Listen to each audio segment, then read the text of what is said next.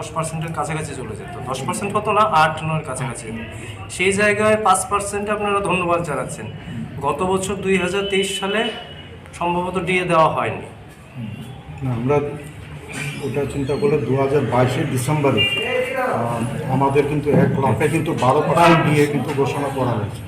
সেই জন্য আমরা নির্বাচনের আগে ডিসেম্বর 2000 ঠিক বিধানসভা নির্বাচনের আগে 2022 ডিসেম্বরে 12%, 1 লাখে কিন্তু 12% ডিএ ঘোষণা করা হয়েছে। তো এটার জন্য আমরা সরকারকে অভিনন্দন জানাই। সব মিলিয়ে যদি আপনি হিসাব করেন 2021 সাল থেকে ইভেন কোভিড পরিস্থিতিতেও কিন্তু আমরা কিন্তু পেয়েছি। অলমোস্ট অনেকগুলি রাজ্য সরকারই দিয়েছে। তো সেই জায়গায় ধরেন মানে ডিএর পরিমাণ তো বছর বছর থেকে সব গড় হিসাব করলে কিন্তু কমছে অনেক। আমাদের থেকে আপনারা ভালো হতে হবে।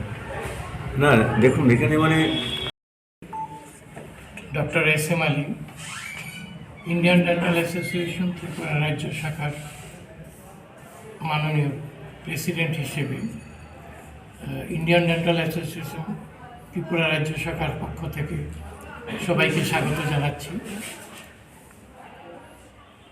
গতকাল রাজ্য বিধানসভার অধিবেশন চলাকালীন রাজ্যের মাননীয় মুখ্যমন্ত্রী প্রফেসর ডক্টর মানিক সাহা মহোদয় রাজ্যের সরকারি কর্মচারী ও অবসরপ্রাপ্তদের জন্যে মহার্ঘ ভাতা ও মহার্ঘ ত্রাণের ঘোষণা দেন। ঘোষণায় বলা হয়, ওনার নেতৃত্বাধীন সরকার বিগত 1 জানুয়ারি 2024 থেকে 5% হারে তা কার্যকর করবে। আমরা ইন্ডিয়ান ডেন্টাল অ্যাসোসিয়েশন ত্রিপুরা রাজ্য শাখার তরফ থেকে রাজ্য সরকারের এই ঘোষণাকে উচ্ছ্বসিতভাবে স্বাগত জানাচ্ছি এবং রাজ্যের মাননীয় মুখ্যমন্ত্রী প্রফেসর ডক্টর মানিক সাহা মহোদয় এবং ওনার নেতৃত্বাধীন সরকারকে আন্তরিক ধন্যবাদ, কৃতজ্ঞতা এবং হার্দিক অভিনন্দন জানাচ্ছি।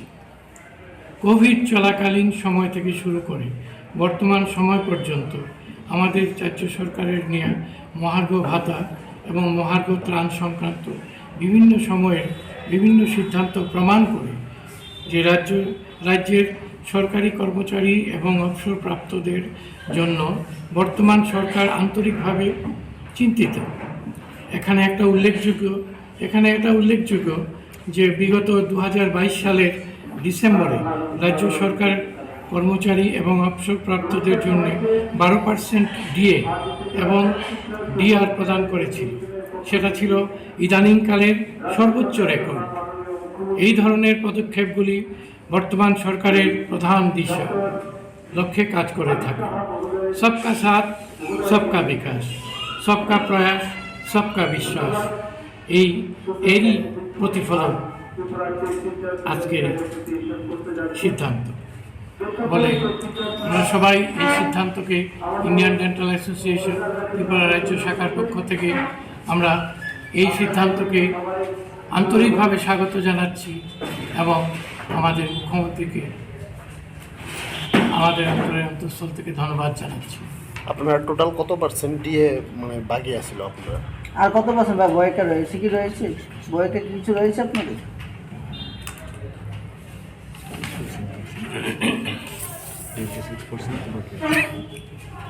এটা অনুমানিক 26% রয়েছে। বাকি রয়েছে 26। 21 হবে। 25 তো অলরেডি ক্লিয়ার। 21